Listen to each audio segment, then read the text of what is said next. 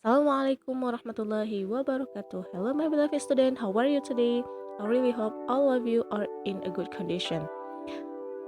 Before we start our lesson today, let's pray first. Pray begin. Pray finish. Thank you. Nah, di pertemuan kali ini kita masih melanjutkan materi yang kemarin ya Ananda semua. Let's start it. Okay class, today we are going to discuss about obligation and prohibition. The first one is obligation. Jadi dimaksud dengan obligation adalah suatu ekspresi yang digunakan untuk menyatakan sebuah kewajiban. Nah, models yang digunakan pada obligation adalah must dan have to. Must dan have to adalah harus atau wajib, yaitu sesuatu yang harus dilakukan dan dikerjakan. Jadi must merupakan bagian dari modals, yang mana modal must tidak mengalami perubahan bentuk. Must digunakan untuk menyatakan kewajiban, yang mana kewajiban tersebut datangnya dari si pembicara. Sedangkan have to adalah suatu keharusan, yang mana keharusan tersebut bukan berasal dari si pembicara, dan bentuk modalsnya juga menyesuaikan dengan subjek dan tensesnya. Let's see the example of must and have to. Robert must wear his office uniform on Monday. I must work harder to achieve my goals. We must stop complaining about our life. Jadi seperti Ustazah katakan bahwa modal must tidak mengalami perubahan bentuk, mau subjeknya Robert, mau subjeknya I, mau subjeknya we, modal must dia tetap.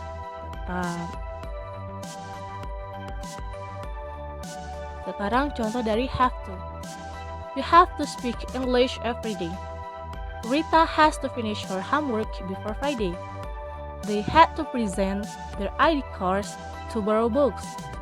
Nah, di sini seperti Ustazah bilang, modalsnya itu menyesuaikan dengan subjek dan tensesnya. Ketika subjeknya you, maka yang digunakan adalah have to. Ketika subjeknya Rita, maka yang digunakan adalah has to. Nah, sedangkan yang ketiga ini adalah past tense, maka yang digunakan adalah have to. Next is prohibition. Prohibition adalah suatu ekspresi untuk memperingatkan orang lain untuk tidak melakukan sesuatu yang bersifat larangan. Nah, modals yang digunakan pada prohibition ini adalah don't have to atau do not have to and mustn't. Must dan have to merupakan modal verb yang digunakan untuk membentuk kalimat larangan. Yang pertama adalah mustn't. Mustn't atau must not merupakan kalimat negatif dari must.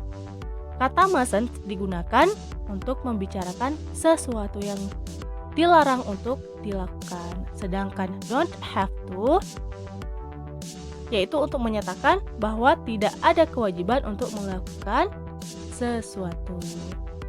Let's see the example of mustn't and don't have to. The students mustn't talk in the library.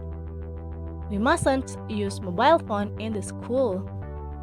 My father mustn't eat anything with too much salt.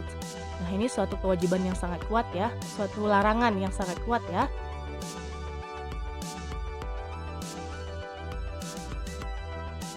Selanjutnya don't have to. I don't have to rush. I've got plenty of time. She doesn't have to work anymore. Jadi di sini tergantung subjeknya. Ketika subjeknya Ayu Dewi, maka kita menggunakan don't have. Ketika subjeknya she, he, it, maka kita menggunakan doesn't have to. Good job. Nah, untuk tugasnya silahkan Ananda semua membuat kalimat must, have to, mustn't, and don't have to masing-masing satu kalimat ya Ananda. Setelah itu, rekam kalimat tersebut by voice note, lalu kirim ke WhatsApp Ustazah Lia ya. Okay, thank you very much for today, and don't forget to say Alhamdulillahirabbil alamin. And the last I say, wassalamualaikum warahmatullahi wabarakatuh. Have a nice day.